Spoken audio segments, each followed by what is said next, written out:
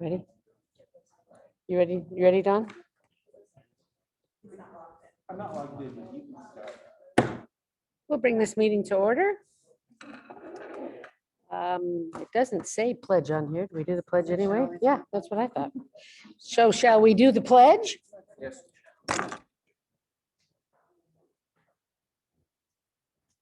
Ready, begin?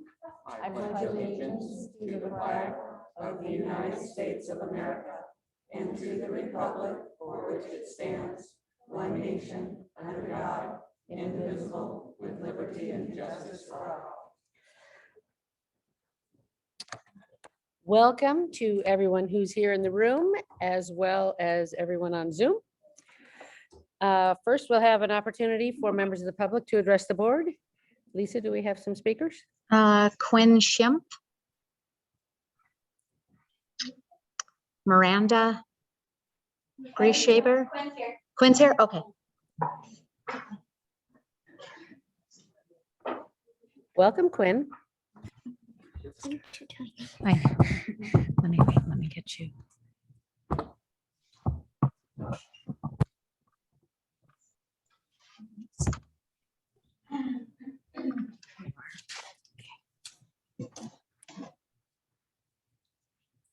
You can go ahead. You have 4 minutes.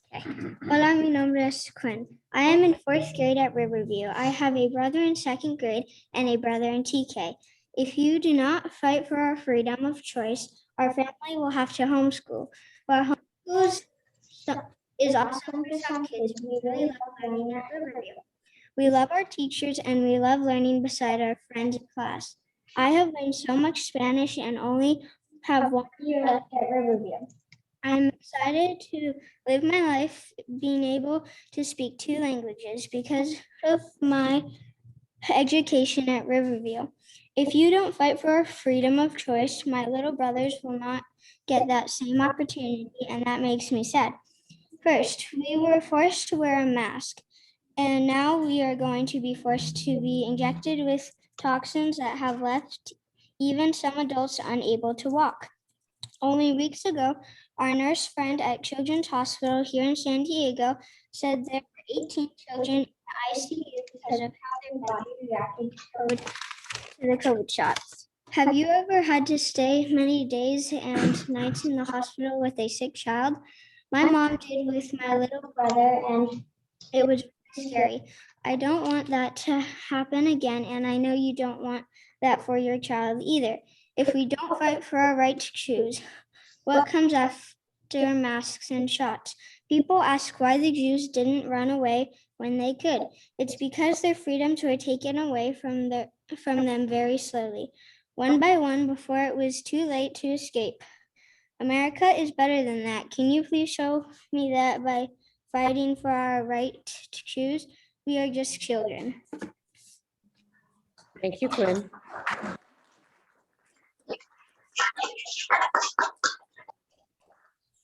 Miranda and McKenna.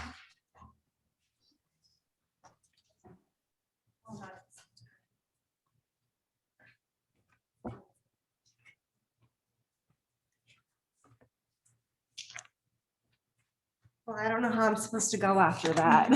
Oh my goodness, that was really good. Welcome, Miranda. Thank you. I met you guys last week. My name is Miranda Grieshaber. I'm a registered nurse and I work here in a local hospital. I've worked throughout the pandemic with COVID patients, so I understand the risks of this virus. I don't understand why we're pushing this vaccine on our kids. In the medical community, we use risks versus benefits to make medical decisions. And the benefit of this vaccine for children that have a 0.008% chance of dying from the actual virus does not outweigh the risks of myocarditis, pericarditis, and the unknown risks from long-term effects that we will see in the future. If you look at other countries like Germany and the UK, they have decided that the risks outweigh the benefits and that they're not even going to inject teenagers with this vaccine unless they have underlying diseases. I'm asking you why we're going to inject our kids with it. The only reason that I've seen is that we want to protect the community, protect at-risk teachers, protect at-risk adults in the home from getting this virus. But as I told you last week, transmission in schools is extremely low. There are plenty of studies to support that. There are studies that show that transmission from children to adults in the school setting are zero. That's nothing. So we don't need to vaccinate our kids to protect the teachers. We don't need to vaccinate our kids to protect adults in the home. Since when do we use our children as shields for adults? We don't. That's something that happens in terrorist nations. I can't believe that I'm even having to stand up here and talk to you guys about this. I think that if you are at risk as an adult or a teacher, you can vaccinate yourself. We don't need to rely on our kids to protect us, okay? We all know that this is money driven. We all know that it's wrong. I'm asking you to stand up for what is right, not what is easy. I know you saw on Monday how many students stayed home from school. That was the very first statewide sit out, the very first one. And the threat of our children getting this vaccine is a year out, maybe even a year and a half out. So imagine how many more parents are going to stand up when it comes time. I personally know hundreds of parents that are going to pull their kids out of school and homeschool them. We're not afraid to stand up for what's right. I want you to not be afraid to stand up for what's right. We don't want to homeschool our kids. We don't want to start new schools. We are happy with their schools. We love their principal. We love their teachers. We want them to stay there, but we will pull them out if we have to. We're not afraid to do that. I'm asking you guys to stand up with the other districts around you who want to fight for our freedoms and tell Newsom, no, we're not going to do this. Thank you. Thank you, Miranda.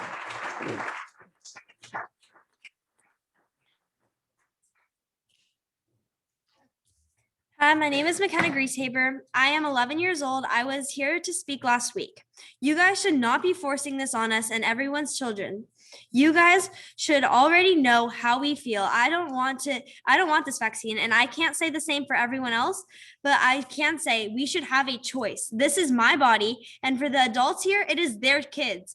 This is just wrong. This vaccine is not like the MMR or polio vaccine. It is a brand new one that has been out for 10 months, unlike the MMR vaccine that has been out since the 1960s. The fact that kids are coming up here to speak should tell you something. So you guys have a choice to defend us or to not, and lose hundreds of kids from this district to homeschooling because that's how much we do not want this vaccine.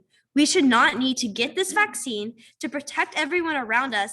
If you guys want to, go ahead, but don't force us. I don't want to be injected with something I don't even know the risks of. Stand up for our freedom, please. Thank you.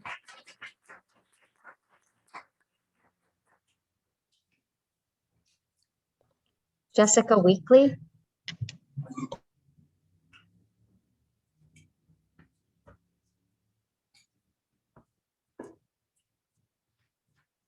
Welcome, Jessica. Thank you. Hi, my name is Jessica Weekly. This is Will. He's the third generation in our family at Lakeside Union. He's been with the district since he was 2, starting at LEAP and then on to Winter Gardens in Riverview in the Immersion program.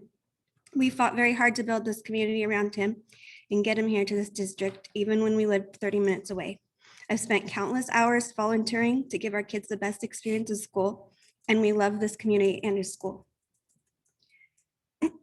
We are appealing to this board to not enforce any new shot mandates. Our kids have a right to an education without being forced to take an experimental shot for a virus that they have a 99.9993% chance of surviving. For a shot that doesn't even prevent them from getting it and spreading it, for a shot that has shown to give side effects such as blood clots, strokes, heart attacks, reproductive issues, and myocarditis, which is inflammation of the heart wall that has been happening more and more, especially in young boys. Please consider all of this when deciding upon the mandate because it will be in your hands. The governor has no say. Per Health and Safety Code 120335 and 338, school districts will have the final say. We promise to back you up 100% if you vote in favor of our children's safety. We will not comply and we do not consent. Thank you.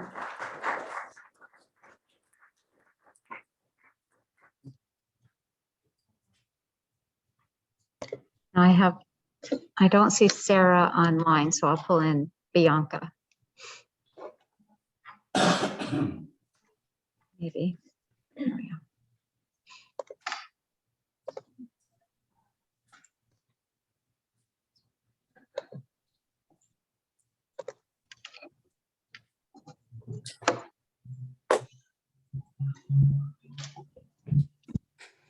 This is one too many times that I've had to stand up for my child, and I'm getting tired. I'm getting really, really tired, but I will not stop until you guys stand up.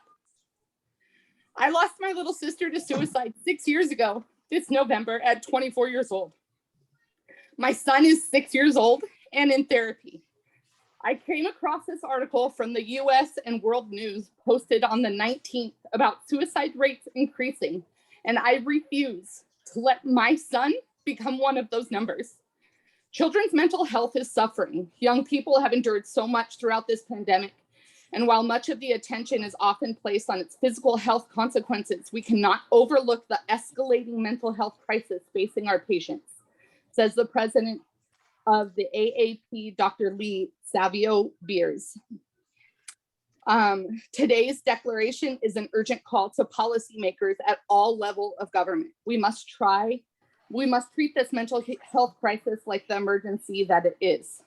Between March and October of 2020, the percent of emergency department visits for children with mental health emergencies rose by 24% among children ages 5 to 11, and by 31% among children ages 12 to 17.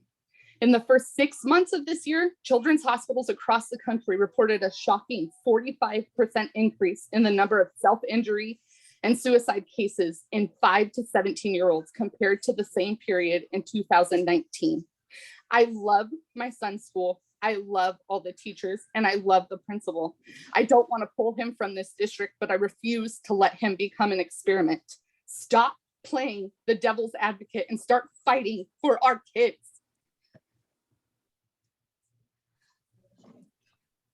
Thank you, Bianca.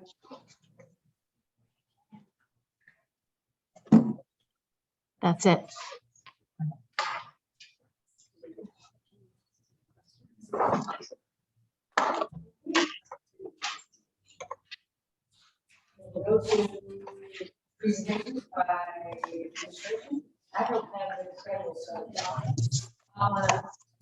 Kelly.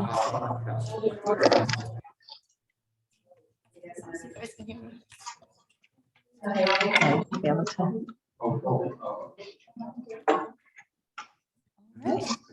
Make sure you're on and. All right. We can be pulling it up. Who's sharing their screen? Oh.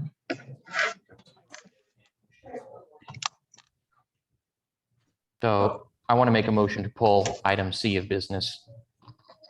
I'll second the motion. Any discussion? All in favor? Aye. Aye. Any opposed?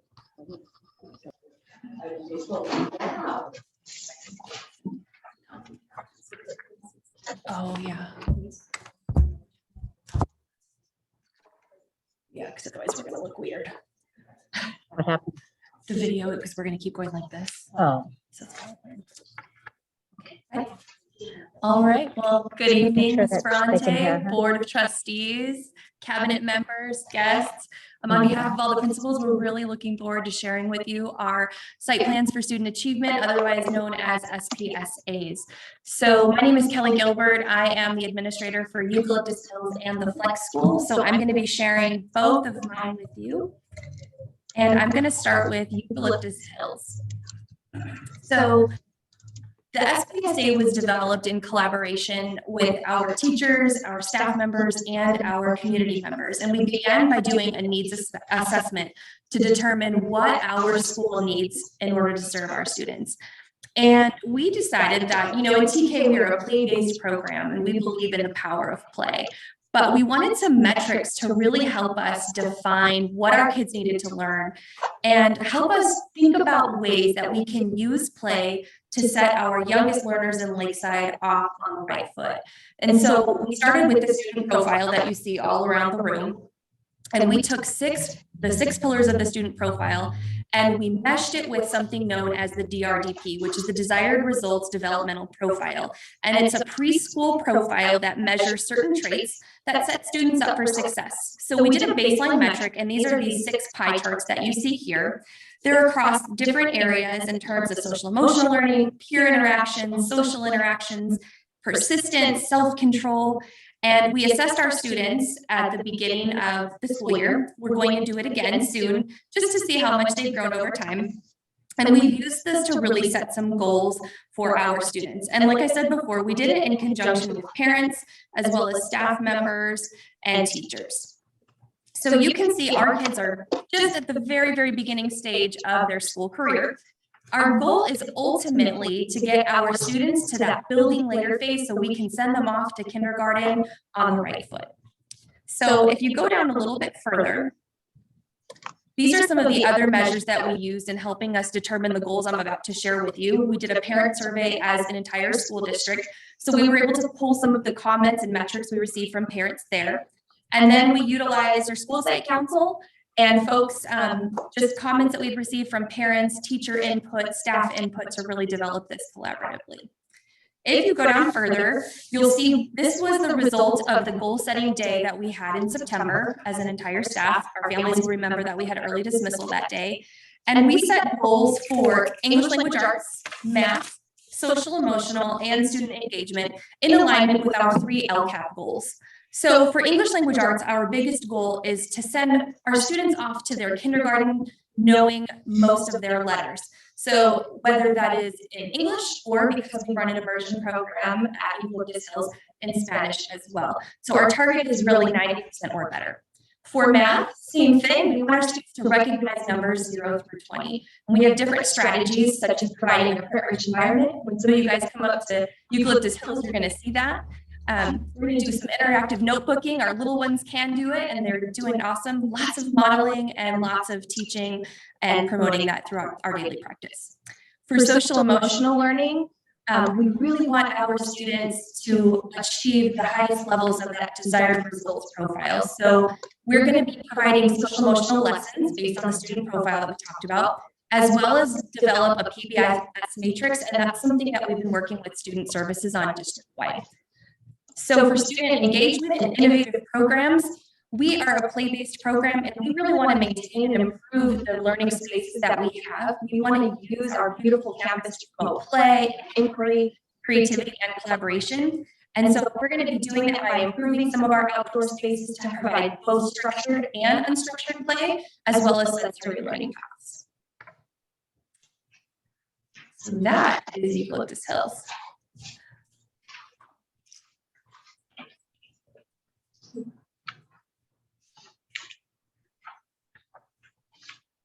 Okay, so shifting gears to Flex School, we are so privileged to be able to have kindergarten through 5th grade on the Eucalyptus Hills campus, and our 6th through 8th grade students in the Flex program are at the TDS campus. So for our students at the Eucalyptus Hills campus, one of the best things about Flex School is that it's flexible. Regardless of which campus our students are attending, they do have the option to attend school twice a week on either campus.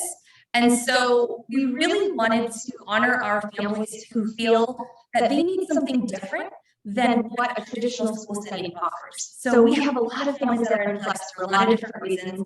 And at the same time, we want to honor the 6 pillars of the student profile and the values that the board has set for us. So you'll see that our 3 goals are again in line with the 3 goals that the Board of Trustees has set through the LCAP.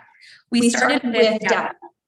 So knowing that our flex students are doing an independent study, we're still keeping a pulse on how they're achieving. So you can see that as of last year, many of our students were outperforming the reading across the nation and math across the nation. And when we look at their growth compared to the district, you can see it's pretty on par. So we are proud of that and we'd like to see that continue to grow. The metrics that we used to establish our flex school goals were student surveys. We looked at some of the surveys from last year with the California Healthy Kids Survey. We've done parent input surveys, both through the district and informally through conversations with parents, and again through school site council and staff and teacher input. So for this year, we are really going to use MAP to try and have all of our students experience growth in both reading and math as identified through the RIT scores on math. And as you guys remember, RIT scores are the metrics that we use in MAP. We know that our students are an independent study. So that means that our parents are actually the learning coaches for our students and they receive support through our teachers. At the same time, we really feel responsible for making sure that all of our students are having access to that same rigorous curriculum that our students all throughout LUSD receive. So the way for us to track that is through ELA and math.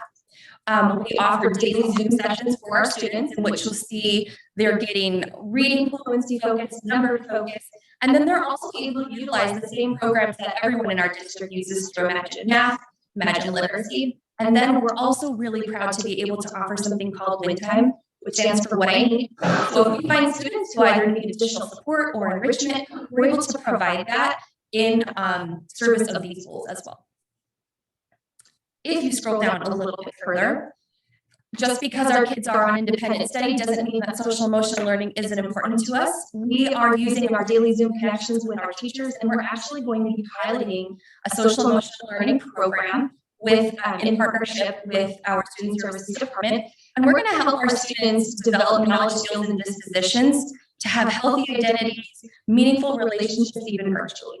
So we're going to measure that through the district data using the California Healthy Kids Survey, as well as our SRSS that we do district-wide.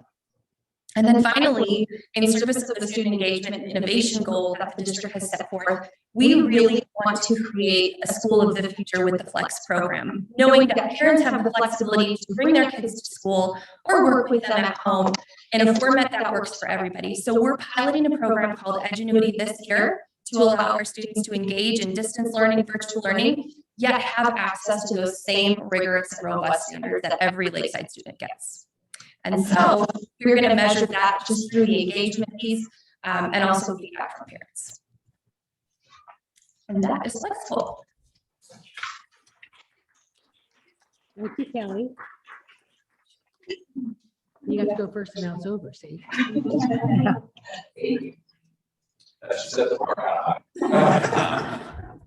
All right, well, good evening, school board. Happy birthday to Holly. Great to be here representing Lakeside Farms. I'm going to go backwards. So I'm going to start with the goals, talk about where we want to go, and then we'll talk about how we're going to get there. So if you go to the back page of the one page there, the second page, you'll see the 3 goals there. So we're using for language arts and math is we're using MAPS data to track our progress. The nice thing about MAPS data is it's not just a one-time snapshot. We get to measure our students multiple times throughout the year. So the importance of that is that we can track along the way, and if we see a student taking a dip, and we can intervene sooner than waiting for the end, let's say, years ago on the state assessment. So the whole purpose here is to have checkpoints along the way and then make those adjustments with our staff to be able to really help those students get back on track and then exceed where they're expected to be with their growth. So you'll see on the actual goals themselves, you'll see that both in math and language arts, our goal as a school that we agree upon as a staff is that we will increase our growth specifically by 5% greater than the targeted growth based on math. In math, we've been working the past couple of years with math transformations, and we're shifting our focus onto math language and mathematical reasoning, able to actually talk through why we're solving problems the way we are. You'll hear the term number talks, math talks, where kids are talking, having a conversation about how they're solving a problem and the why behind it, and really having a discussion on that. In language arts, the same thing, looking at reading comprehension. So it's actually be able to explain where you're getting an answer from and the why behind it. So that those two tie together. And then one real big push at our school is to meet the needs of all our learners, especially coming through the COVID pandemic, getting kids united on campus, is the idea of kids being connected to school. What gets kids excited to come to school? What gets kids wanting to come back the next day and being connected to the school community? So with that, we're using the term school connectivity, school connectedness, and our goal as a school is really to have 100% of kids wanting to come back and back again. The measure we have from last year from the CHIC survey, which was a one-time snapshot, was 82% of our students felt connected. We want to increase that, but again, you'll notice the CHIC survey is one-time data that we have. We're actually taking that assessment. Our fifth graders, our parents, and our staff will take that assessment at the beginning of November, but we want to have more data to show along the way, so that we're not at the end of the year going back to November. So what we've created in conjunction with our school counselor is pre-assessed, multiple assessments throughout the year to check in with students to feel, are they feeling safe, happy at school, and are they connected to the learning? So we've already gone our first round of the assessments with students, and then with that data, we now have other staff on campus beyond the classroom teacher to connect with those students in a different way to build the relationships, kind of like what middle school does with crew, but on the elementary level, to show these students that there are other staff on campus that they can feel connected to, wanting to come back. I'm going to continue down that connected piece, because with innovation and engagement at Lakeside Farms, we're sticking with our farm theme. You see the beautiful building that's being built. To me, it's a cross between a schoolhouse and a barn. So it fits our theme, it fits in Lakeside Farms, and we're laying the groundwork with the high school and with FFA and the 4-H local club in Lakeside to build a connection and make that a unique thing about our school that draws kids in as well, to reach kids on a different level. So I know you can take a look and you can read the specifics of the goals, but really it's all about students feeling connected to school and wanting more, wanting to come back, giving them a unique experience. So if you flip to the front page, here are some data points. If you look at the top graph there, it shows the national norms with the MAPS test, and you can see the trajectory. Our students in 2nd through 5th grade are right below that national cusp, so therefore, we want to close that gap, and that's where we came up with that 5% goal to close the gap to the national norm. And then really on the bottom, I want to talk about, I mentioned the California Healthy Kids Survey. That's one snapshot. That's important information because we get parent input in the form of a survey, as well as staff, and at elementary level, it's just 5th grade students. But in addition to that, it's having the survey that we've created so that all students take a survey multiple times throughout the year and have those multiple checkpoints, just like the math assessment. And then the parent survey that went out district-wide, like Kelly had talked about, parents really, they expressed the theme of just being connected to the school, but being able to identify and communicate those emotions. So working hard with our counselor and other support staff, we're lucky to be a high military population. So working with our MFLAT counselor as well to meet the needs of that unique population of students. And the communication is something that came up, communication both from the district level and the site level, and how we get our information to our parents, whether it's through the teacher communication, school communication, all across the board. So those are definitely things that we're aware of, and we want to make sure that we continue to improve upon that. Are there any questions? All right, thank you. Thanks, Jim. While Steve's taking the podium, if I could just add a little bit, Lakeside Farms growth, and there's 2 sets of data, the second set of data points, the winter to winter. You can see that in reading, Lakeside Farms looks at student groups, which is really important for us, right? So in terms of Lakeside Farm success, there's the district growth is in red, and then the Lakeside Farms growth is in blue, and you can see that in reading, students with disabilities and students with socioeconomic disadvantage, and as well as in math and they student groups that want to make some significant growth and other students didn't bring that up. I want to make sure that we celebrate that. That's quite interesting. So Steve, just want to open. Ready? Good. Okay, good evening, Madam President, board members, administrators. Thank you for this opportunity to share with you our school site plan. First, I would like to start off by welcoming Ms. Santana as the 8th vice principal that I have had at Lakeside Middle School. I chased her all the way. It's pretty scary. So she's brave enough to join us at Lakeside Middle School. I appreciate that. It's only been 2 months and she has just been a rock star. She has been accepted welcomed by the students, making connections with the kids, and just out there every day with kids. And it's been just a phenomenal 2 months. So I'm really looking forward to working with her over the next few years. Taking a look at our site plan, I'm going to start off with English language arts data. Ms. Santana will share that. So in the winter 2021, students took the NWA MAP reading assessment, as what's shown on the graph, and you can take it 3 times a year. Photograph shows the 2021. And if you notice, it's comparing middle school students' achievement levels compared to other students across the nation. And if you notice, in 6th, 7th, and 8th grade, it's 1 point away from the national norm. So I'm continually working with that, monitoring that as well. And then also, okay, in the math, as you can see, there is a little bit of a gap there. We are continuing to push our math teachers. We're coming up with some creative programs and working with math transformations a lot. But we have created a section of 8th grade math that is linked to Project Leading the Way science engineering. So it's like a core class, and they use the science concepts to teach the math. We're going to monitor that particular section and see how they do this year. And hopefully we can add that for 6th, 7th, and 8th grade in the future years as we monitor what happens in that class. But we want to look at the data first and see how they do. We've also added an opportunity for students, any student, to take advanced math courses so that they can move into integrated 2 their first year in high school. And the way that we do that without any gaps or anything in their learning is we have a 1 semester 8th grade class that's 2 periods. So they get the exact same content of somebody taking it for a year because they're taking it for 2 periods. And then we do the integrated 1 starting in January for those same students. And we're going to monitor that. And again, that is open to any student that would like to do it. We don't screen out students based on grades or grade point average. We have kids of all levels who want to try that. And I think it's great that we provide opportunities for all students to get to higher levels of mathematics in high school.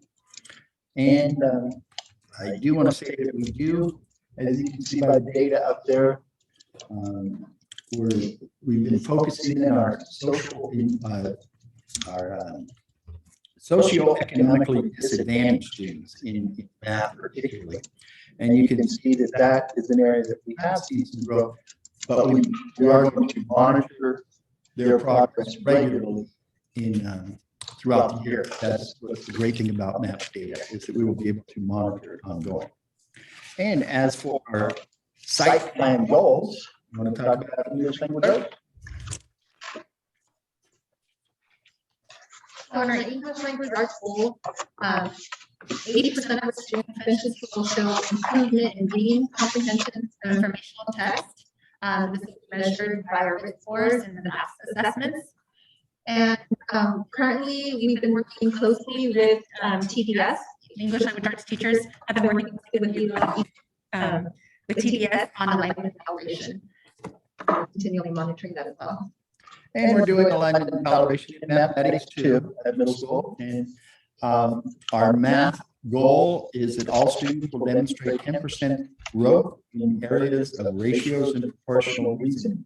And we chose that based on the data, math data from last year. that we wanted to focus in on that area. But again, we are using math transformation, and we also are really focusing in on students that need that extra support, providing extra support classes for those students that have had gaps over the year. I do want to point out our social emotional goal. It states that we are focusing on care deeply from the student profile. But one of the things that we have come up with, each department is going to focus in on a particular area of this, and continuing with the care deeply, but also, for example, math is going to work on persevering. And that's they have a goal written specifically for persevere in math. So each department is going to take one of these student profile components to make sure that students are being hit with them throughout the day, in addition to our crew classes. The other thing I wanted to point out, if you take a look on the first page where it says other measures, again, as everybody else has talked about, the California Healthy Kids Survey, we monitor that closely. The perceived safety was 75% in the last year's data, which is above the state average, but it's still not good enough for me. So these are the three checkpoints that I really closely monitor: is connectedness to schools, school engagement. And all of our numbers are above state average for 7th grade, but it's not okay by me until I get to 100%. And I will continue to move that forward. Our parent survey, some of the highlights that I pulled out of there was offer more diverse, challenging work, which we're really trying to do, especially in the area of mathematics. And I know Mr. Wisdom would like this one. This was put in by a parent, and a lot of parents commented on this. I thought it was interesting. Why do girls tend to leave science by high school? And that's a question that we're working with our science department on. We have several new science teachers this year, and really focusing their energy on ensuring that students, no matter what, have a positive attitude towards science when they leave 8th grade. I want kids loving science. Content is secondary, loving science is first, because I think they will always get the content if they love science. Am I right, Mr. Whitman? Yes. I know Mr. Whitman and I have talked about this 20, 25 years ago, about girls and the problem of girls leaving before high school. So it's an area that I continue to focus in on. Again, in partnering with local colleges and trade schools, I'd like to really work with the chamber and our career exploration class and other partner opportunities that I'll be searching out, and of course, the social and emotional development. And I think I covered everything you talked to. Okay, thank you. Thanks, Steve.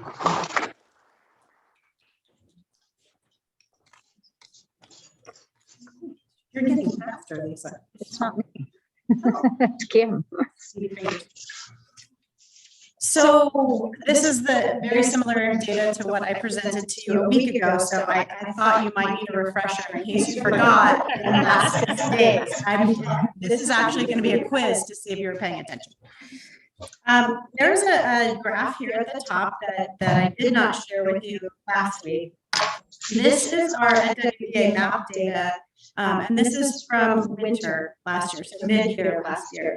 Again, some of my colleagues have shared that red square that you see on there. That is actually the NWEA national norm data. But what I want to remind you of that we haven't heard yet tonight is that this is actually pre-COVID data. So this doesn't take into account the amount of significant amount of schooling that our kids have lost. That year that we lost 3 months at the end of the school year, the entire year, almost the entire year, we were on a hybrid model. So we would expect to see that when NWEA adjusts this data, you would expect it to see it slightly lowered. So with that in mind, you can see that in reading, every grade level either met or exceeded the pre-COVID norms. In math, 4th and 5th fourth came up a little short. So we took a deeper dive with our leadership team, and we wanted to look at the 3-year comparison data. You can see first grade didn't take the MAP assessment in 2019. So that's why there's only 2 bars represented there. But you'll see the light blue represents fall 2019. The orange bar represents fall 2020, and then the dark blue bar is 2021. So this is actually from about 2 weeks ago. The window closed 2 weeks ago. So this is very fresh data. And again, you'll see at the top, it's that red line at the top indicates the national norm, again, pre-COVID. So almost every grade level either met or exceeded or came pretty darn close, like within a couple of points. So this is one measure that we used when we were analyzing our data and determining our site goals. We also looked at the California Healthy Kids Survey, as well as a comprehensive needs assessment, which is a survey that we administered to our parents. So some highlights that kind of came out of the California Healthy Kids Survey, and as Jim indicated, it's just it's a snapshot. It's one piece of the puzzle. But one thing that came out of that is some things we felt as a school that we could celebrate. 92% of our kids reported that they felt safe at school. 88% felt that they were connected to our campus. 92% reported that they felt a high level of student engagement. What we pulled out of this data is something that we have been working on for a few years, and that's establishing caring adult relationships. 80% of our kids felt that that they were connected to an adult, at least one adult on campus. 80%, you know, it's pretty good, but for us, it wasn't good enough. So our goal, you'll see on the back side of your page, is 100%, and I'll get a little bit more in depth with our goals in just a second. According to our comprehensive needs assessment that we administered to parents, some highlights that came out of that, you know, in addition to bringing back cupcakes for birthdays, and the traffic issues at LMS was another big thing that came out of Lakeview's survey. So if you could work on that, it would really help my data a lot next year, Mr. Mole. Yeah, that's true. That's a good point. One thing that came out of that was the need for extra support for students who are at below grade level. And so you'll see that addressed as one of our lead measures in just a second. Also, taking the time to make sure that each student is valued and heard also will be addressed in our social emotional goal. And then frequent and consistent communication with parents. Parents have expressed that, especially during COVID, the need for that consistent communication was so important. I at some point in time was worried I was over communicating because my communications were rather lengthy, right, Tessa and Steve? But in the end, parents reported that they really did appreciate having more information than less. So that will continue to be something that we're focusing on as a staff.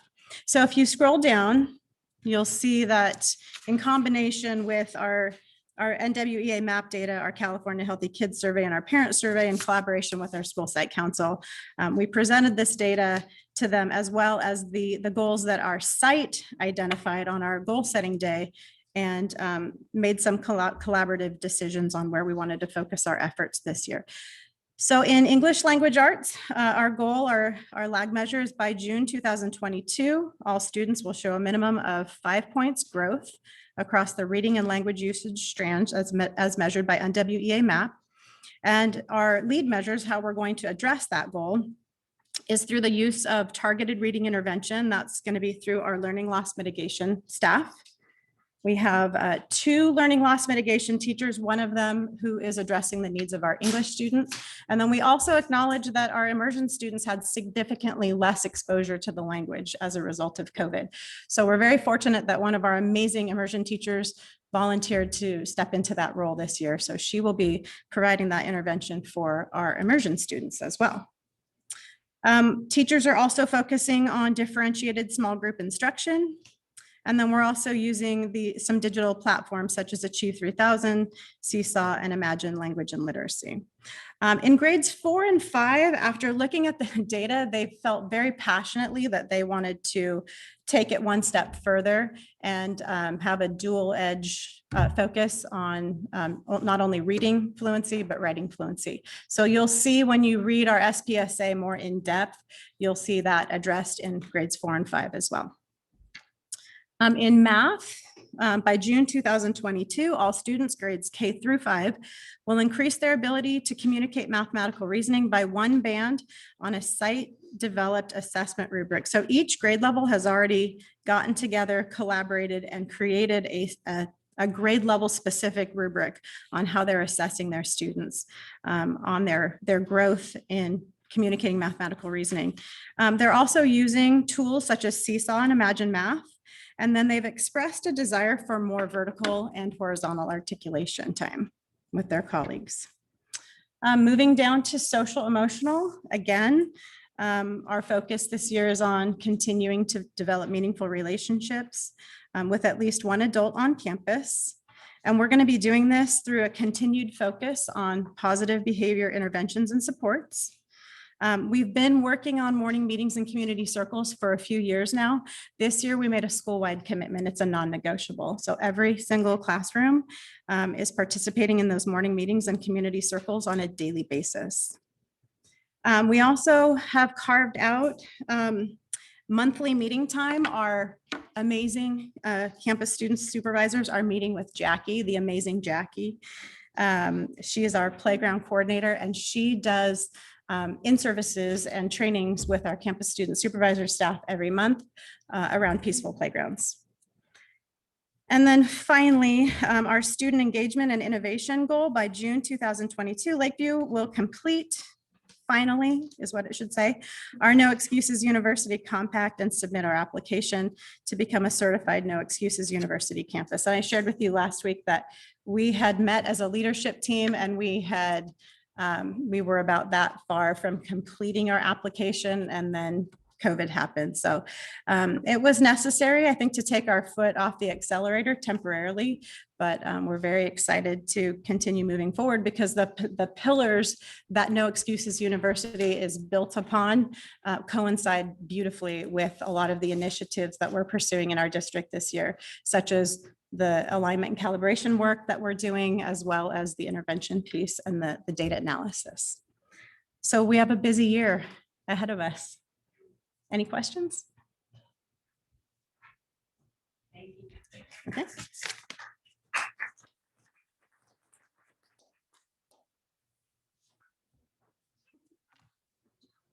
Oh, it's Lemon Crest, isn't it? I'm next. Is it me?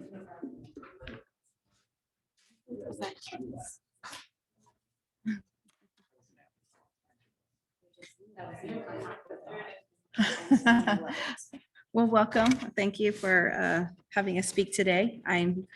This is my second year at Lindo Park Elementary School. We are Lindo Park Falcons, where we soar high for excellence, and we are definitely proving that the second year with our MAPS data. And looking at our MAPS data, our needs analysis, you can see like this is from our winners 2021 data. We're 5 points from the national norm, and we really excelled high with our third grade. Our third grades were only 4 points behind in the national norm. And in our reading, however, our math seemed to dip a little bit. So that is where our main focus was for this year. We're looking at a lot of our data. We've implementing a reflex math program for 3 years to kind of look at our number sense and math facts. So we are going to, as we proceed this year, these are some of the data points that we want to discuss when we look at it at our PLC time. Moving on to our other measures that we have, we've also done the California Healthy Kids Survey. This data is from 2019 to 2020. So this information for us is kind of startling. When we met with our staff and met with my leadership team, is safety came up as 60%, and that's on our campus. So when we talked about it with our staff, we decided that we wanted to add more staff in the for arrivals and for dismissals and for our recess time and when they're at lunch, so they can kind of see more staff so they can feel more safe on campus. This is at dismissals where we have them along Beechtree. I'm out there in the morning as well, greeting the students so they can feel safe as they're walking onto campus. When it comes to engagement, we're at 80%. Some of the kids, when we have surveyed them, they had said they wanted more hands-on kind of assignments. They want more work that's more rigorous, that they can kind of achieve more in class. So this is something that we talked with our leadership team, and we've implemented what on our next survey, which kind of aligned with our comprehensive needs survey for my parent survey. They had asked that we wanted to do more empathy and teaching ability with differences, and teaching empathy with using such as the arts and the music. So this year, our teachers have decided that as a whole team, we have implemented a PLC model with Solution Tree. Every teacher gets to meet every day for 30 minutes in their teams, and the students rotate through art, music, PE, library, PBIS, makerspace, and a science. So that's a weekly, every day for 30 minutes. And while the students are doing those rotations, our teachers are meeting as a team in the PLC during PLC. And during this PLC, they have a digital notebook that they look in. They look at their student data. They look to see where their students are at with the MAPS testing, with the reflex math program, with their Achieve 3000, with any DIBELS scores that they have, any assessments that the students have taken for their teachers, and they dissect it and they see where our students are at, where they need to go, and where we're pushing to move forward. On the next part for our academics ELA. So our goal as a team, we decided that by June 2021, every student will meet or exceed expected growth target by 5% in the ELA strand across ELA reading strand by NWA MAPS. And by this, we'll be using reading comprehension, and that is from due to our targeted intervention and our Learning Academy learning loss teachers. Pre-COVID, or I'm sorry, the year of COVID, we had 46% of our students who did not meet standard. And we rose to 53% of our students who did meet standard of this last year. So we are seeing growth, and it may be a little growth, but it's growth, and we're super excited about that. We have also 8 teachers have been trained in GLAD strategies to help with our EL students. We have 8 teachers ready for part 2 of the training. We have 11 teachers getting ready to sign up for part 1 so that our whole school can be fully GLAD trained and certified.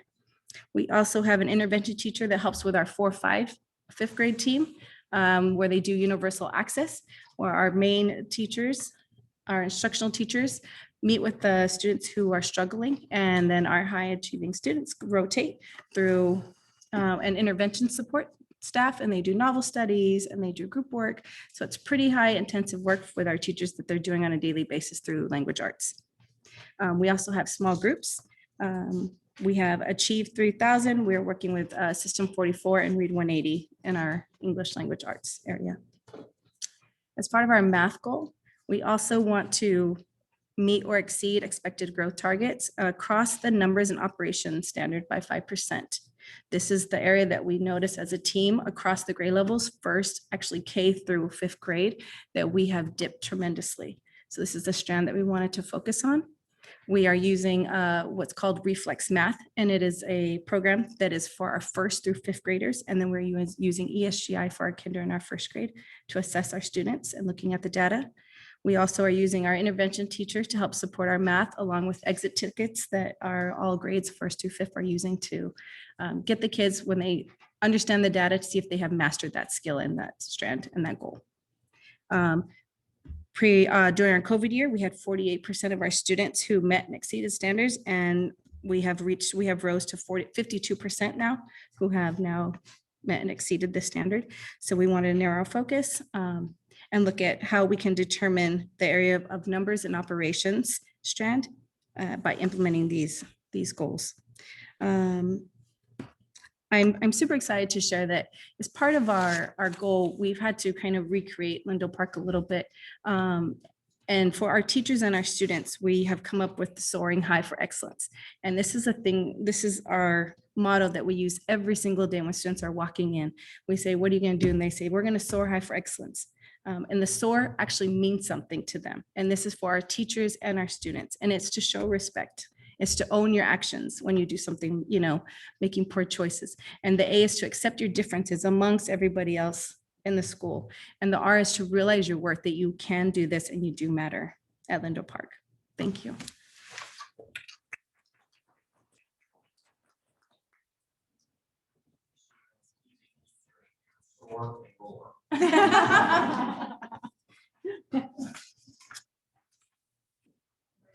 Hi, is it me?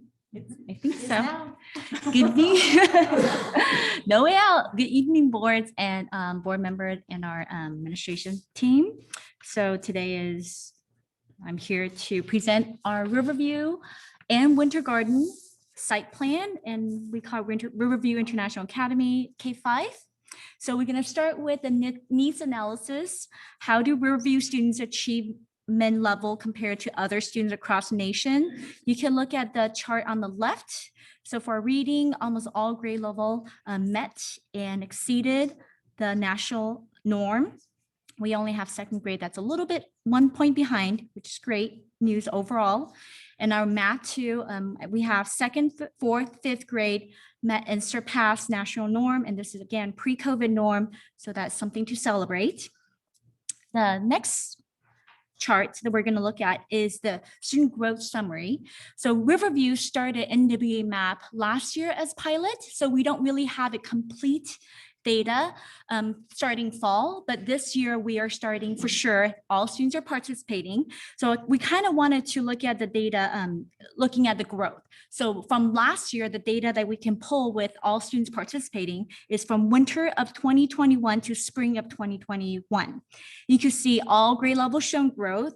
In fact, our third grade and fifth grade in ELA have shown surpassed the projected growth. And that goes with same as math. Our third and fifth grade has surpassed projected growth as well. So that is something I definitely want to celebrate and make a note of. The next data we're going to look at is NWA map. How do Riverview students group compare to district student group, second through fifth? So looking at the first chart, the mean RIT score reading winter 2021, all our students, including the student group, have surpassed the district average. That's for ELA reading.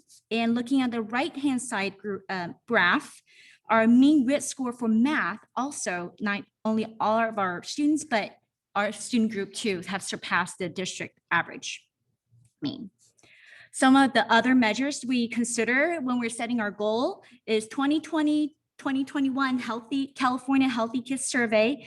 Coming from the survey, it indicated that 98% of students felt really safe at school, which is great. We want to make sure that we continue with that path. 88% of students felt connectedness, and that is they felt part of the community, school community, and 77% felt engagement. So that is a number that I wanted to explore a bit more because 77 is a little bit low on our end. And we kind of figure out because we are an immersion school and this survey was taken last year, 2021. So immersion school is here to learn, where the students are here to learn target language. They don't really get that support at home. So but during COVID and hybrid, I would imagine when they're at home, it's not as easy when they come to learning Spanish and Mandarin when they don't have that connectedness at home. So then engagement. So I could see that's probably how the survey number came out 77%. The other measure we look at is the parent survey, which we done this year. Parent want to stress on the frequent and consistent communication with parents, very similar to Lakeview. Counseling and social emotional development for students is also very important to our parents. And of course, continuation of immersion language pathway is never going to go away for our school because we are immersion school. And our school site councils are also very involved. We review the NWA map growth data and site school budget lines. School and student safety is continue our school site council's top priority. And continued growth in academic and social emotional health. And of course, again, high quality language immersion is also our school site council's focus. So now we're going to go to our goal. So our goal looks rather long, but I can go over each one. So academic ELA, our goal, aligning to the board goal by May 2022, all Riverview students, particularly our student group, will demonstrate measurable growth in English language arts as measured in NWA MAP, CASP, and other curriculum assessment, and at least 60% of students will meet or exceed the projected school growth using NWA MAP ELA data. And so with that, our school action plan is to focus on teacher clarity. So we started last year. Teacher clarity brings clarity for learning to our students because learning should not be a mystery to our students. Teacher clarity is more than just simply posting student-friendly learning targets. It's also about helping students gauge their own progress through the use of success criteria and learning intention and deliberate feedbacks from teachers. So pretty much when I walk in a immersion classroom, but Mandarin, I don't have any issue. English, I don't have any issue, but it's a Spanish. So how do I figure that out, right? How do I know our students are engaged? There's only 3 simple questions that we ask. We ask, what are you learning? Why you're learning it, and how do you know you learned it? So if they can answer and articulate those 3 questions to me in English, I know they're engaged. I know the teacher have their buy-in in the classroom. So it's okay if I don't speak Spanish. It's okay if anybody doesn't speak Mandarin. You can still see if the learners are engaged in the learning. So just those 3 simple questions that we're working on school-wide. Of course, we also align and calibrate our ELA unit matrices, even though we're immersion school. However, the grade level Common Core standards are still the same, no matter Spanish or Mandarin. Of course, we tailor it to the language specific, but overall unit matrix, it's aligned to the district-wide. We also do a read, write, connect through content area. So this lesson integrates content objective, but also with language writing objective. So there's 2 focus, not just learning about science, but they read about science, write about science, and talk about science. Of course, we have our tier 2 intervention, and we use DIBEL assessment, and also EDEL is the Spanish version of DIBEL to determine which students qualify for the pull-out intervention. Students receive 2.5 weeks of intensive intervention that are skill focused, and that is about 20-30 minutes a day and 12 sessions per year. So it's a rotation, and we're hoping our goal is with that intensive intervention, our student can graduate from that skills. If not, they can to regroup in the second session. So it's a very closely monitored process. All right, our math goal. So by May 2022, all Riverview students, particularly our students group, will demonstrate measurable growth in math as measured by NWA MAP, CASP, and other curriculum assessment. At least 60% of students will meet or exceed the projected growth using NWA MAP math data. So again, with that goal, our action plan comes same with teacher clarity because it applies to anything they do. So that will definitely be a focus for math as well. Also, our grade level identify high impact math teaching practices and commit to these specific strategies to increase student achievement. So each grade level had come together and decide what are the high impact strategies that they can implement and make a huge difference in our student learning. And our upper grades commit to using visual prompts like depth and then complexity icons to help students to go beyond surface level learning of math concept and enhance their ability to think critically. That's our math.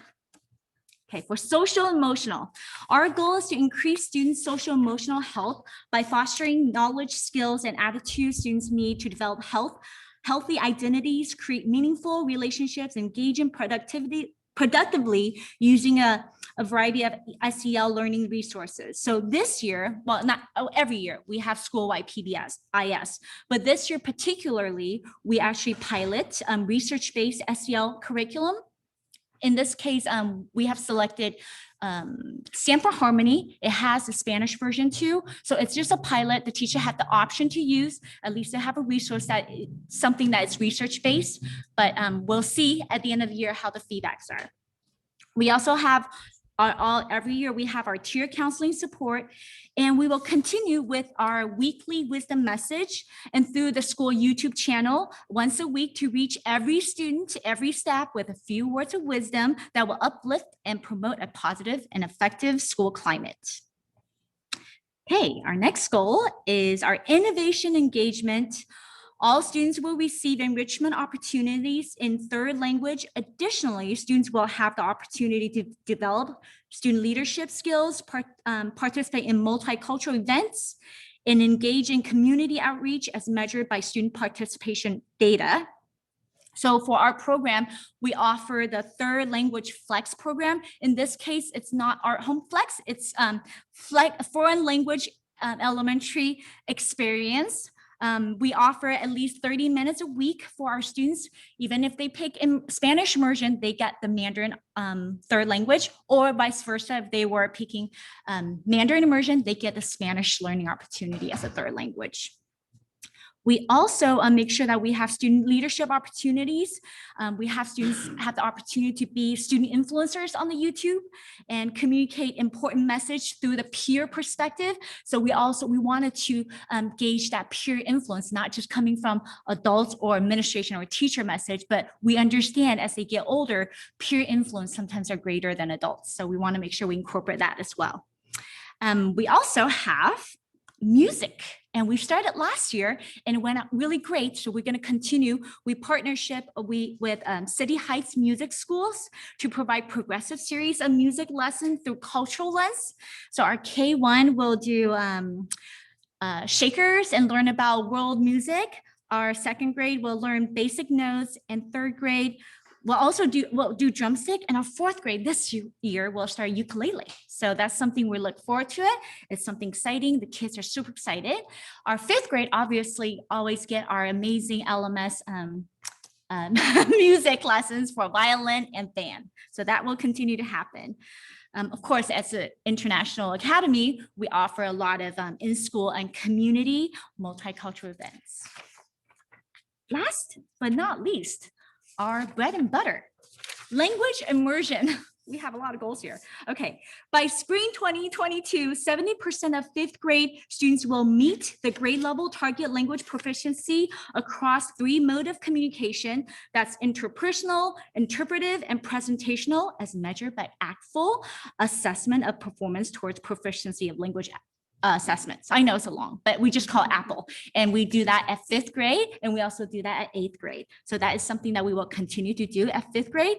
So some of our action plan to make sure that we meet that goal of 70% of fifth grade students to meet that goal is to make sure that we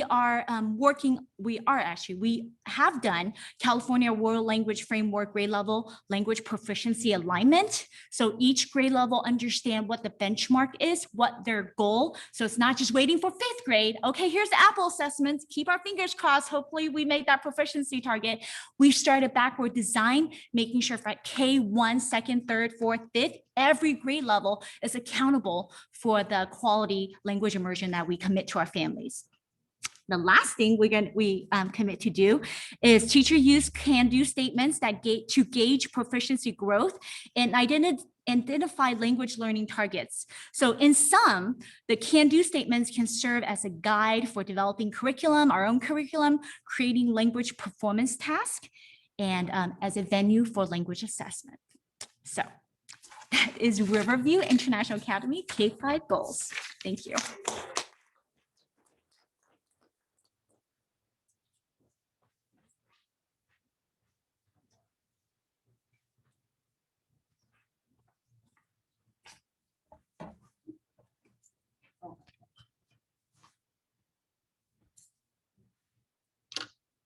Hello, everyone. Thank you for meeting with us today. We're here to talk about TDS and our goals for this year. And looking at our needs analysis, and we're really focused on where we were and how we're going to get to our future goals. So for our needs analysis, we noticed that we are about 1 to 2 points away in ELA, 6th, 7th, and 8th grade. And we also noticed that we're about 4 or 5 points away in math when we look at the national level. We've been really focused working with not only LMS as far as looking at our performance tasks, but we've also spent a lot of time working with LCAP and looking at our math goals. We do have an advanced math program for 6th grade. Every student takes the same math. And then in 7th and 8th grade, they can split. They can either choose to take regular math or they can choose to take advanced math. And in working really closely with LCAP, we monitor our students who are on the advanced math track. And we're actually looking at a pass-fail rate to see how they're doing and how our program is working. And I am very excited to say that our students who were in the first cohort are actually now in 10th grade, and we are about a 90% B&A rate for our students who are now currently in integrated 3. So we're very excited about that. And looking at our MAPS data from winter 2020 to winter 21, we were super excited to see our reading growth, but we were looking at our math growth and trying to figure out what was going on and what happened. What we noticed is the difference between winter 2020 and winter 2021 is that we decided, if you look down at the California Healthy Kids Survey, we scored about 57% in connectedness and engagement.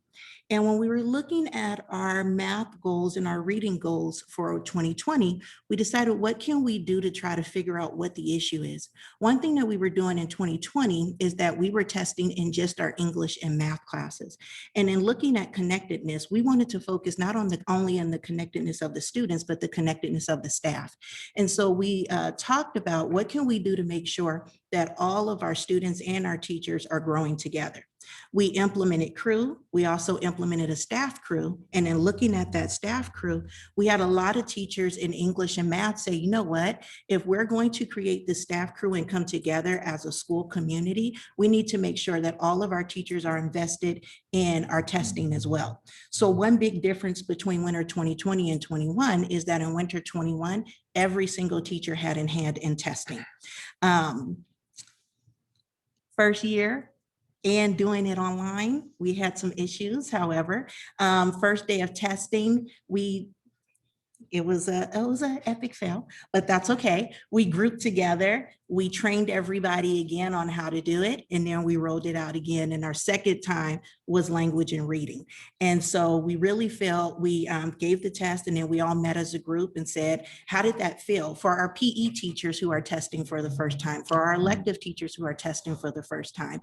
And we had the conversation was, it's important for them to be able to go through this process too, because when we get our scores back, it's not just the English and math teachers' responsibility. It's all of our responsibility to make sure that our students grow. And so moving forward, all of our teachers will be bought into the testing. All of our teachers have a crew. Everybody's invested in staff crew. Everybody's working on win, and everybody's working on our goals. And I feel like having that system is going to improve our goals.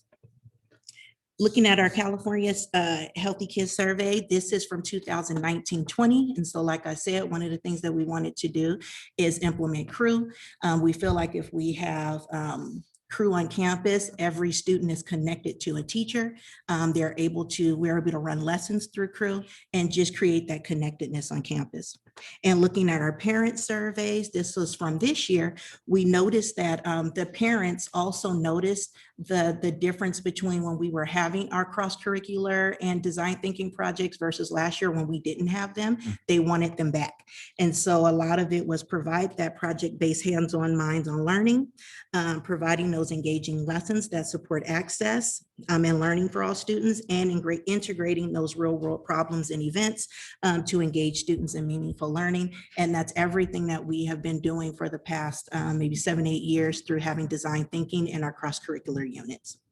We also looked at what of our SSC and our English language advisory board. We've been spending a lot of time researching and looking at what we can do for our EL students. And so we spent a lot of time looking at the role of MAP assessments in the reclassification process of our EL students. We also looked at the importance of our EL parents and our EL students knowing the journey through EL and what our goals are for them by the time they get to 8th grade and they leave Lakeside. And then also allowing students and showing students how to monitor their own progress. So for our ELA goals, by spring 2022, we have 75% of our students will score basically increase to the next proficiency level. So we want all of our students to grow, but we're hoping that 75% of our students hit the next proficiency level. We've been spending a lot of time looking at what we've been doing, and we've made sure this year we have tier 1, 2, 3 interventions built into our regular schedule. So for tier 1, we decided to create an extra class called WIN, what I need now. And we're focusing on curricular alignment, and we're also focusing on making sure that students get either the intervention help they need or the support they need in English and math. And we've been very intentional with the lessons that we're using. Our learning loss mitigation teachers have been phenomenal in creating those lessons and pushing them out with our leadership team and making sure that teachers get support in learning those programs, being trained in those programs, and being trained on having those conversations. For our tier 2 students, those are the students who are being pulled out with our learning loss mitigation teachers. We have all of their assessments, all of their data, and we really have been looking at what specific strategies, not only are they using in the learning loss mitigation classes, but what specific strategies we're also using in the regular classes.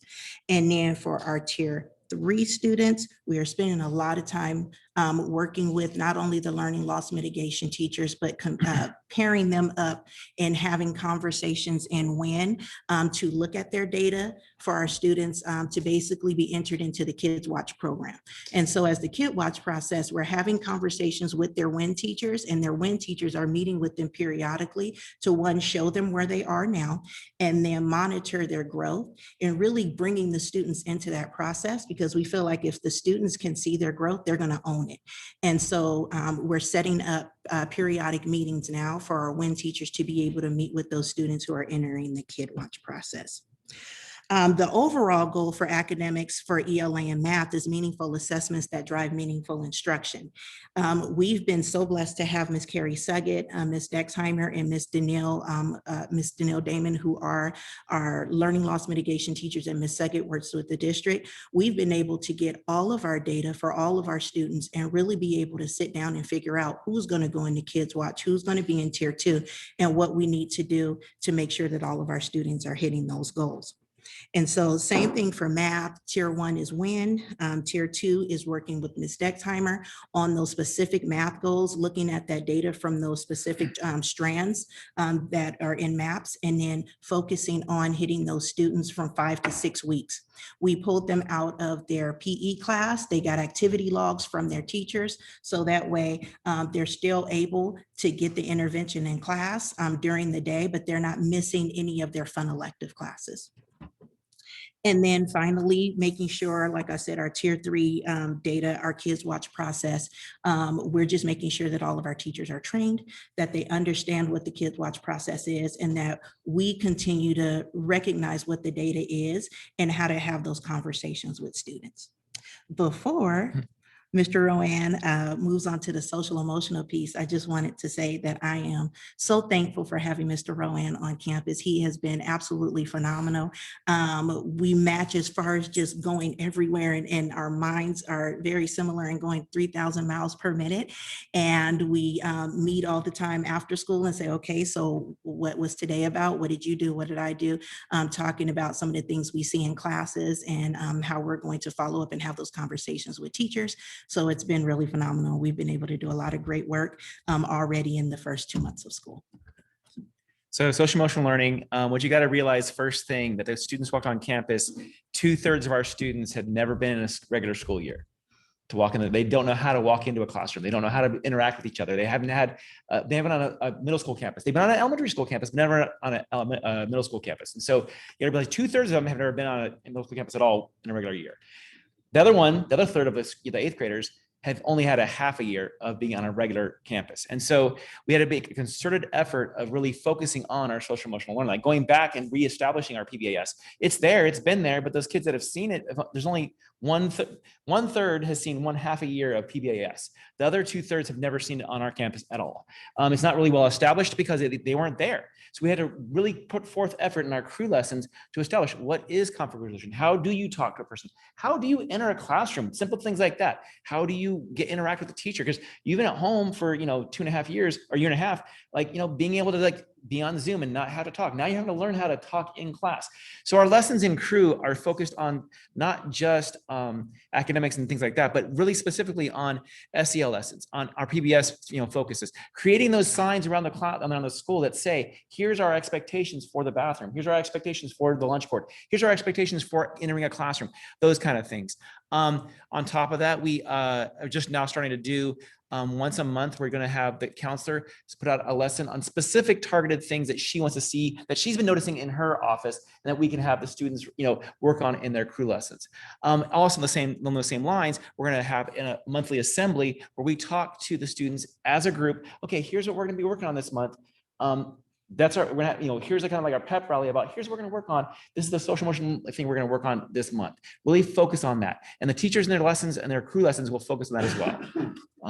Did I miss anything? Oh, and as far as when we do our discipline and things like that, because the kids, there's a lot more discipline than I remember there being a couple of years ago. It seems like there's a lot more on campus, but we made a concerted effort to really establish, conflict resolution, talking to the problems out, because kids have not had those interactions with each other. So we make a concerted effort to, we have a book called Don't Suspend. Okay, so we use that as like things we can do instead of like, they're not, the less punitive we can get, the more the buy-in comes, the more they get used to being back in a regular environment at school. So that's, and our conversations usually after school are like, okay, we had this kid do this. What are we gonna do tomorrow to restore that relationship between him and the teacher, him and the other student, him and the entire school? Our third one is on our student engagement and innovation, and we were super excited about this because last year we were trying to figure out how to do cross-curricular units at home, and it just wasn't working. So we're super excited, and we spent a good part of last year to set what those units were going to look like when we came back to school. And so it is focusing on it. Each TDS student will participate in at least one project that is connected to a cross-curricular unit or a culminating task that combines proficiency in the standards, UDL, STEAM, and design thinking. So we have all of our projects. Each grade level is going to do at least 2 cross-curricular projects. We also have our immersion students. Every single one of our immersion students will be presenting an end of the year portfolio presentation where they compare themselves from the year before to the year to now. Our 8th grade students are going to be doing a reflection from where they were at the very beginning of middle school and what their expectations are going into high school. So we have that every year, but this year we're going to make it kind of like a festival in May for our entire school. And so we are going to have students who are going to be participating in their cross-curricular projects and presenting on them. We have our immersion students who are going to be presenting their portfolios. We have our elective students who are going to be going out into the community and working on building murals and also working with our art teacher and getting them outside of school. They're going to be presenting those projects at the end of the year. Dance and band is working on something, presenting at the end of the year. And so we're going to basically be able to showcase all of our students and be able to showcase their growth throughout this year. So we're super excited about that. We're also going to be going into our 3rd year of our college and career fair. Last year, we did it via Zoom, and it was a college and career fair week. So day 1, we had our students talk to people from community college. Day 2 were 4-year universities. Day 3 was career readiness. Day 4 was military, and day 5 was law enforcement. And we had a lot of students turn out, and we felt like that went really well. So this year, we're also going to do the same thing and invite as many people on campus to be able to talk to our students. So our students see all the things that we have, not only in college, but also what the Lakeside Chamber is doing with careers and trying to get students out for internships. And so we're hoping to bring all of that to TDS and be able to have our students go out into the community and really make a mark on Lakeside. Thank you.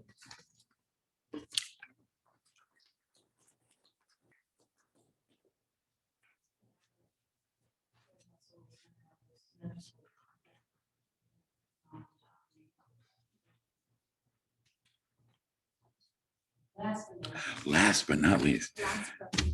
Excuse me, that's fine. I'm good.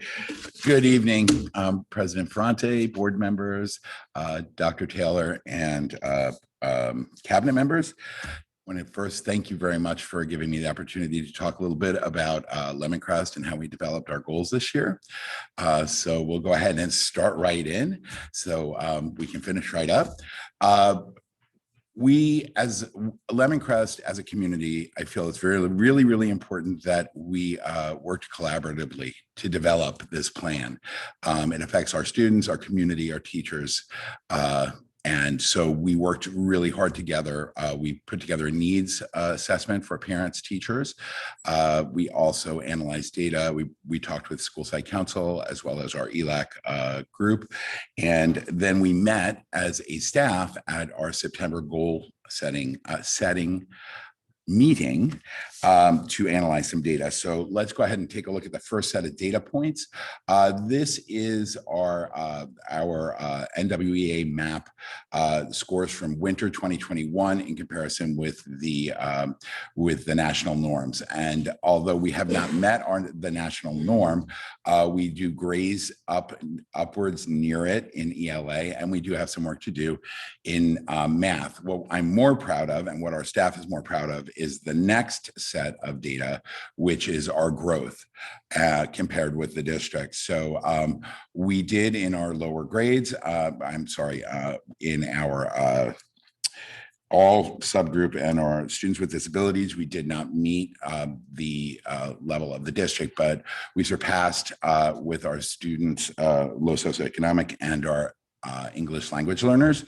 And in math, we made significant growth across all student groups. So we took a look at that and we tried to figure out what it was that we could do in order to move forward and get our students to close those gaps and make significant growth using multiple measures of assessment. Other measures that we looked at were our California Healthy Kids Survey. And this was really enlightening, and it really showed a lot of the impact of the year that our kids had last year. We dropped significantly across all three subgroups, all three subsets. But the one that was most kind of eye-opening was the connectedness. We had a lot of kids at Lemoncrest. We had a large portion of our kids did distance learning last year. And they felt very disconnected, especially in our fifth grade group. That was the ones that actually did the California Healthy Kids Survey. Engagement and safety both dropped, not as significantly. We also looked at parent surveys. Like I said, we did do a needs assessment, and the three questions on the needs assessment were, what are we doing right? What can you see us implementing to help your children? And are there any other questions? And we got a lot of really great feedback about intervention, about going slow to go fast, about backfilling academic gaps. But we also got a lot of feedback, both positive and negative, about communication, about working with our community to make sure that they were in the loop, to because of the distance learning and the way that last year went, some of them felt very disconnected. So that was another thing that we brought to the table in our goals. And then we also talked a lot with ELAC and students, school site council, about some of the things that we would really like to see. And a lot of it had to do with engagement. We had big discussions about engagement and about students' engagement and delivering instruction through relative topics. And we'll get a little bit further into that as we move forward. On the next page, we have our goals. So our ELA and math goals are the same yet different from last year. We did separate again kindergarten out. Kindergarten felt very, very strongly with ELA that they would be working with phonics and phonemic awareness, making sure that we were setting up our children for success as they moved on and were learning to read and then reading to learn in the upper grades. So we focused on that. And in English language arts across the board, we did focus on the alignment and calibration frameworks. So we looked at all of the standards, targeted standards, and we made sure that either whether it was phonics and phonemic awareness, or if it was comprehension and fluency, that we were working to stay within those frameworks and make sure that we were targeting those standards that were outlined in each grade level. In math, we looked at keeping our goal the same because we did make such growth with that goal. And one of the things that I attribute our EL students making that much growth in math on the NWEA map was because we did target vocabulary, content specific vocabulary, taking apart word problems, understanding them and being able to explain themselves and explain their answers. So in kindergarten and math, first and second grade, we focused on number talks, being able to explain your answers, being able to take apart a problem, put it back together and be able to explain it in multiple ways. And actually the same in upper grade. So we were looking at, we were looking at taking apart multi-step problems, understanding content specific vocabulary, understanding tier 2 and tier 3 vocabulary as well. Our next goal was social emotional. This was an eye-opening goal because we talked a lot. As you all know, Lemoncrest has done an SEL program for the last 4 years. We've been working with Responsive Classroom, Peaceful Playgrounds, and our original goal for my first 3 years had to do with physical aggression and lowering that and making sure that we had a program in place that celebrated kindness and compassion and built empathy. This year, when we came back, we noticed that the behaviors had shifted quite a bit. And we had moved away from physical aggression, which is great because that means that we met our goal and that we weren't having those issues, being the majority of our issues. But we did start to see that the behavior issues that were coming up had to do with verbal aggression and reoccurring defiance. And we attributed a lot of that to being out of the norm setting. So we started to work together on a plan. And so we devised a survey that kind of mirrored the California Healthy Kids survey for our upper grades that could be given throughout the year and really kind of take a look and be really in tune. We also we didn't move away from the responsive classroom model at all, but we're taking it to a different level because what we're seeing is the kids can now tell you what compassion is and what kindness is, but it's that transfer of being kind and being compassionate and showing empathy, because a lot of the times the kids don't realize what their words are actually doing. So we're working on that right now. I have a wonderful counselor that has put in so many supports for our tier 2 and our tier 3 kids. Tier 1 is always responsive classroom, peaceful playgrounds, conversations, doing that kind of stuff. But my counselors put in some fantastic supports. Check in, check out has been wonderful for our tier 2 kids. They have kind of a daily mentor and they have, they check in with them in the morning, they check out with them in the afternoon. We also have mediation in place. We have conflict resolution in place as well. And I'm happy to say we have Mickey the therapy dog now.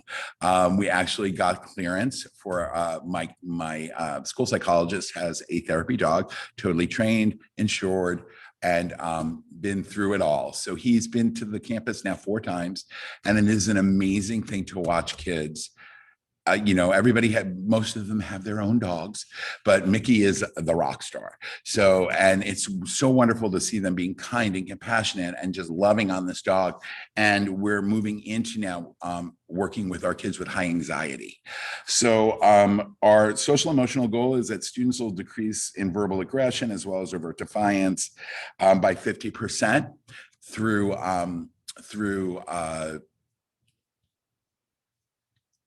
suspensions and oh my gosh, high-level referrals entered into Infinite Campus. The last thing that I do want to talk about and that I'm most proud of at this right now is our engagement and innovation program.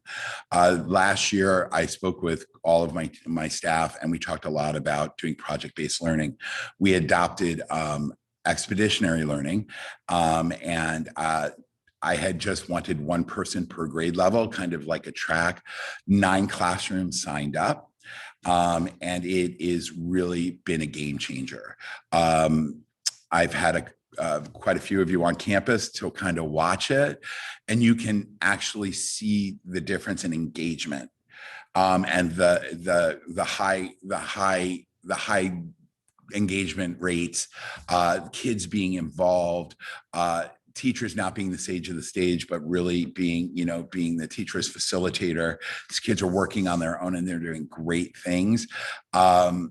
It's always good to walk into a first grade classroom and have a child tell you what revision means, or initiative, or collaboration, perseverance. They are just taking off. They finished their first module this week, and they're producing their culminating products. So I have my second grade team is producing a book on what the kids are creating their own schools. First grade team is creating their own tools. Fourth grade team is doing a whole module on poetry, the rainforest, and then we move into social justice pieces as well. So it's really exciting to watch, and to watch the kids just latch onto it. They may not be there yet, but that's the big word, is yet. They are just taking it by storm. So I'm really, really proud of them, and I'm really proud of the teachers that they jumped into the pool and weren't afraid to fail, because that really, when you're implementing and you're building systems, it's really, really important to know that failure is inevitable, but it's what growth comes from. So that is what we're doing at Lemon Crest. Does anybody have any questions? Nothing. All right.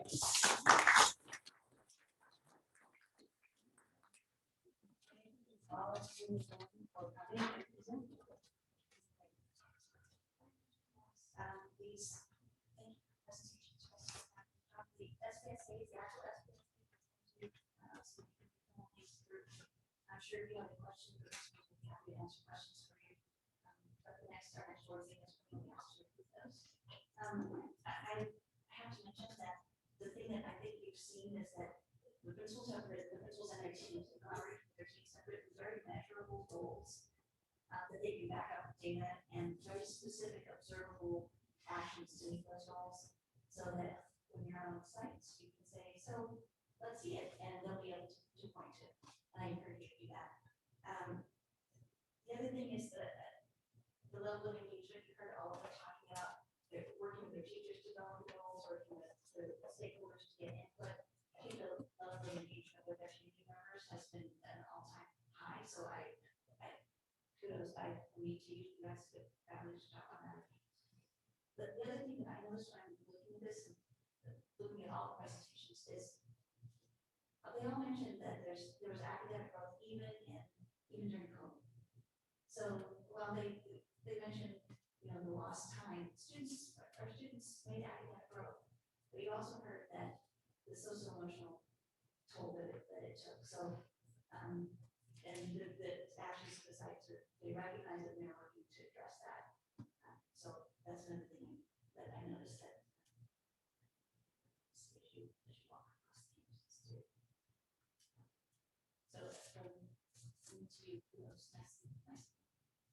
I want to jump in and say too, again, to you all, very nice job. It was really great to hear your presentations and your goals and focus for your students and your campus. But what I heard also, in addition to all the wonderful things that Dr. Reed said, was everybody has a little element of risk in their programs this year as far as moving those kids forward. And so that is so important, because if we don't risk, we don't gain. And so trying some new things, getting out there, trusting your staff to carry it out and supporting them and saying, yes, it's hard right now, but we're still going to move forward because that's what our kids deserve, right? And so I'm just really happy to hear that risk in your plans. And so I'm excited to see the growth. I'm excited for your presentations next year when you show us what, or at the end of the year, when you show us what you did. Great job. Thank you. Thanks.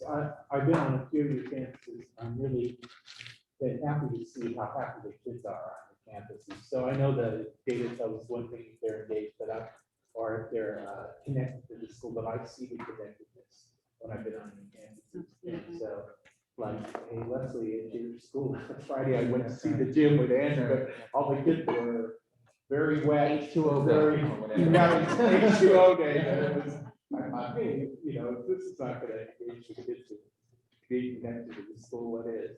And so I appreciate you allowing me to come visit and kind of interact with kids again, and in a different role that I like as a grandparent, that I love seeing the work that you're doing with kids, especially the project-based stuff. It's right at my heart and my core. So.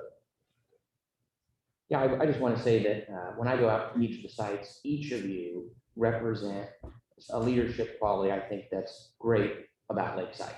And there's numerous ways to lead in our district, and each of you embodies one of those. And our students love you, our families love you, and it's always nice to see just a different flavor on every site, because it is different at every site. And that's what I love about going and visiting you all and seeing that. And I know a lot's coming at you. I know you're working really hard, and I appreciate, I know we all do, the hard work that you're doing for our kids. So thank you. Well, then this meeting is adjourned.